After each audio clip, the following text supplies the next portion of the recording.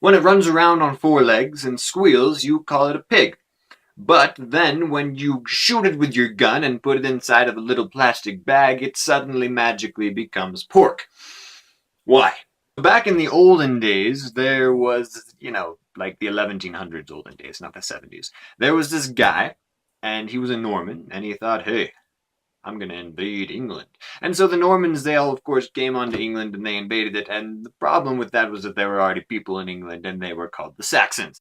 And the Normans, of course, vanquished the Saxons. And then the Saxons are all, enslaved to these horrible, no, they weren't really horrible. They were just Normans. And the Normans enslaved them. And then the Saxons all became lower serfs. So the Saxon word for pig is pig. And the Norman word for pig is pork. And so the Normans, when they would, be eating their fancy dinner, they'd be sitting around the table, and then they'd say, oh, yes, well, pass me some of that pork. And then the Saxons, they'd be sitting around the table, and they would say things like, we're not sitting around the table, we're in the field tending pigs. Hi! How do you call those grunting brutes running around on their four legs? Demanded Wamba. Swine food, swine, said the herd. Every fool knows that. And swine is good, Saxon, said the jester. But how do you call a soul when she is flayed and drawn and quartered and hung by the heels like a traitor? Pork, said the swineherd. Now, I'm very glad that every fool knows that too, said the Wamba. Just Wamba.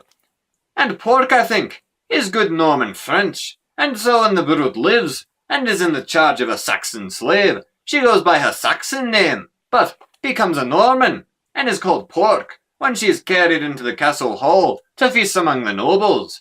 What dost thou think of this, friend Girth? Ha! And basically, that is the entire book of Ivanhoe summarized in like 2 sentences.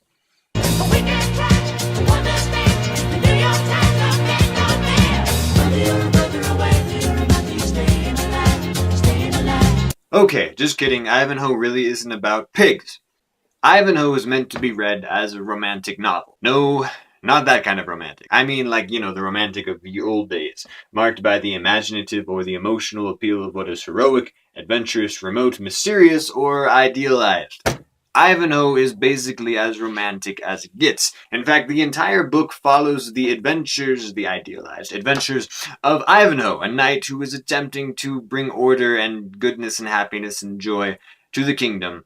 The entire novel can just be summarized by one conversation that Ivanhoe has with Rebecca.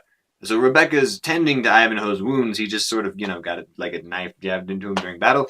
And then Rebecca's like, hey, Ivanhoe, I'm going to watch the rest of the battle and tell you about it. So as Rebecca is telling Ivanhoe about this horrible, bloody battle, she says, oh, dude, why are people so stupid and why are people trying to kill themselves? So Rebecca's really upset about the battle because she's a fair mistress, from the 1700s. And she says, oh, there's so much blood and everything is so sad. And then Ivanhoe says, oh, I like it. And she says, oh, Ivanhoe, you're kind of stupid. Why would you like bloodshed and war?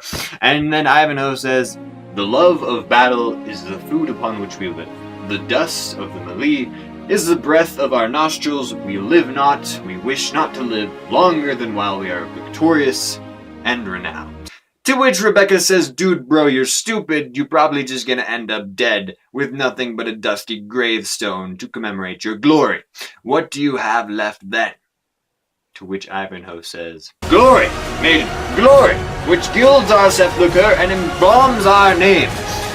And Rebecca basically says, dude, you suck. You're basically just gonna die. Regardless, that's Ivanhoe in a little snippet there. And if you want to know the rest of the story of Ivanhoe, you'll probably just have to read the book yourself because I'm kind of tired and I want to go to bed. Thank you.